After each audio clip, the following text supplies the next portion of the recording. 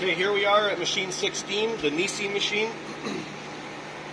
As you can see, the controller unit down here as opposed to up here. The actual process to start the machine is the same, just the controls are a little different. So our heat settings are where they, our actual heat values are where they need to be. So we're going to go ahead and start the machine. We're going to pull the material over the feed throat.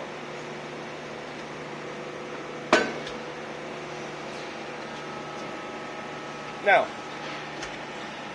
like all the other machines, the screw's parked in the middle.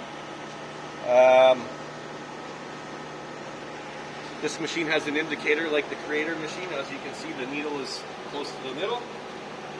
We're going to go ahead on the controller, we're going to highlight the injection page, which is here. Bottom right hand corner you will see a value of 62.3. That is the actual current screw position. So I'm going to go ahead and inject. Now, this machine doesn't have push buttons like the other machines. It actually has a selector switch. So when I go and turn it to the left, this arrow pointing that way is for injection, it will stay there and it'll continue to try and inject until somebody actually turns the switch back off again. So I'm going to do that. And now the screw is at the bottom. And I'm going to switch this switch back to neutral quickly because we don't want to just push on it for an extended period of time. It's time to rotate the screw. Now it's important to note that on the Nisi machines, the screw actually has a start button and a stop button. It has two separate buttons. That's screw start and screw stop. So we're going to go ahead and load some material, rotate the screw.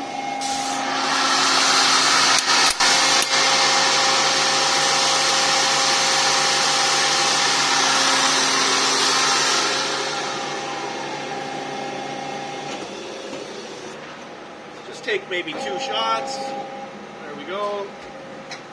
Rotate the screw once again.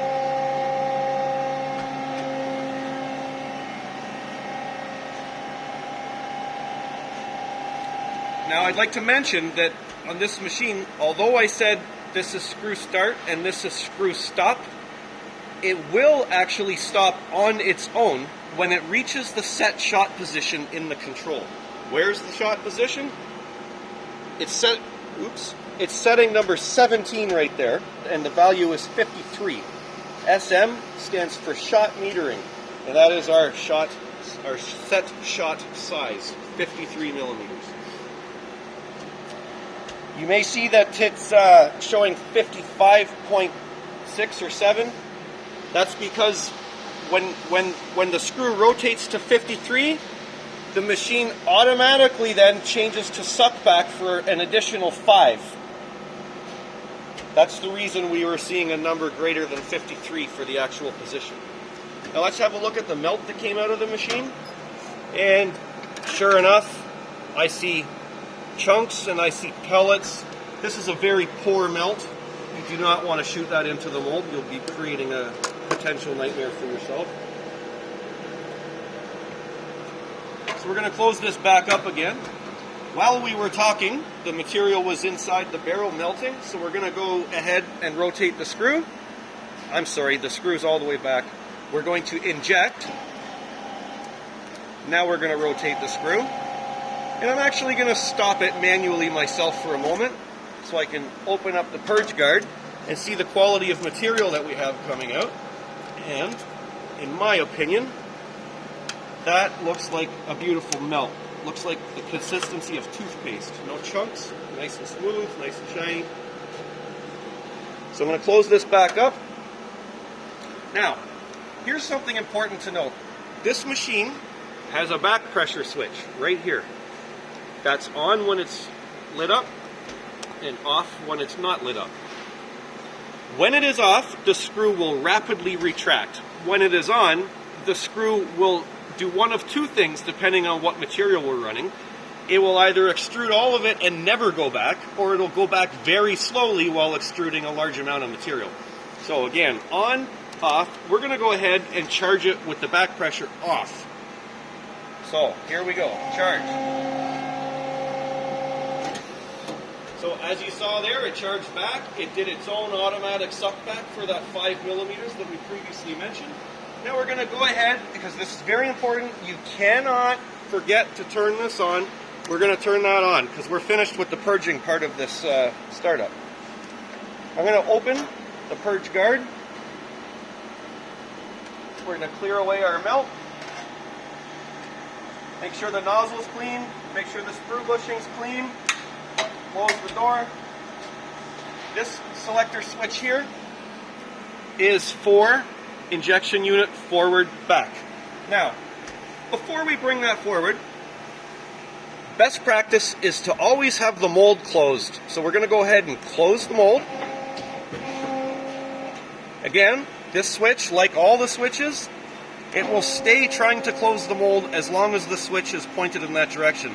You must return the switch to neutral. So now we're going to go ahead and bring the injection unit forward. This machine does not have a proximity switch or a light or any feature here that would confirm to you where it is. It just knows. So there, very important. Once you're finished bringing it forward, return the switch to neutral. The machine will not allow you to start it if all switches are not in the middle. Now, before we shoot, I want to show you that if I go to the injection page, I fumbled that up. When the screen is asleep, you can push any button to wake it up. I just happened to hit the injection button and the screen woke up. But where we really want to go now is we're going to press monitor, and on this page is the cushion alarm. Now, it's not very clear, honestly, compared to the way all the other machines are. It's just called F1, and you're just going to have to remember that that's what it is. So we're going to go ahead and turn that off. So again, F1 is your cushion alarm. And again, that's to avoid nuisance alarms during startup. So I'm going to put my red strap bin under the mold. And we're just going to go ahead and turn the selector switch from manual. We're going to blow right past semi. We're going to go to the far right, which is automatic mode. And it'll just start. There's nothing further to do.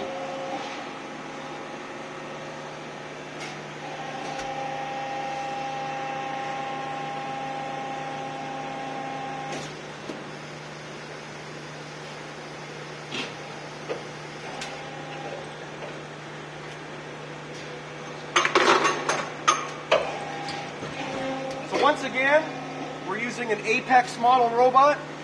So here's the controller from a previous video. This is the one where you have to hit start twice, and it does care where in the cycle you start it. So again, it's after the mold opens, the parts eject, start, and you must complete the start before the mold has completed closing, otherwise it will result in an alarm.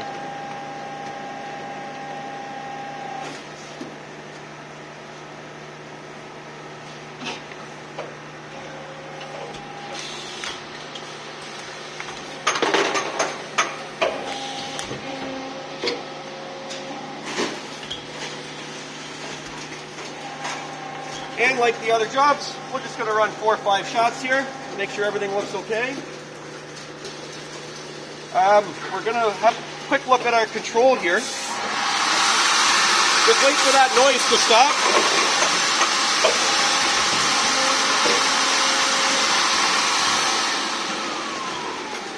We're looking for the statistical data for the cycles. On a Nisi machine, it's called stats. So we're going to press stats. And unfortunately, because this is a Nisi, you only get this little handful of cycles to look at, not 100 like the other machines. So the cushion position on this machine is called the injection end position. So if I switch back to the monitor page by pushing the monitor button, it'll tell you here this M1 and M2 value, that 4.2 and 5.2, that is our allowed cushion window, okay? So remember, 4.2 to 5.5. I'm going to go back to the stats. Let's have a look at our injection end position, and you can see that it is within that window. and I should mention, the top line is the most recent shot. So we have 4.61. Again, back to the monitor page. That's well above 4.2. So we're going to go ahead and switch this on just by tapping the off.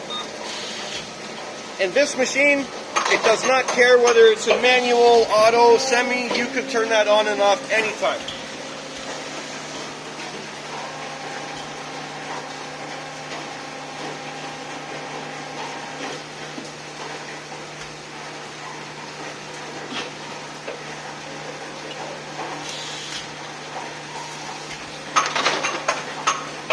We're going to go ahead and remove our scrap parts in our red bin from under the mold. We're going to discard those. We're going to go ahead and collect our first off for quality inspection. This mold is a 16 cavity mold, so obviously we are looking for 16 pieces.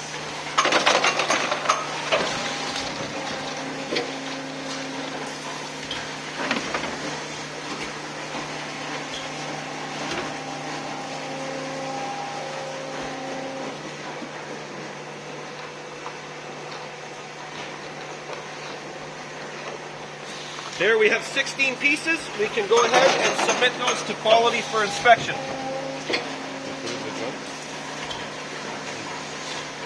And that completes the startup process on the Nisi machine.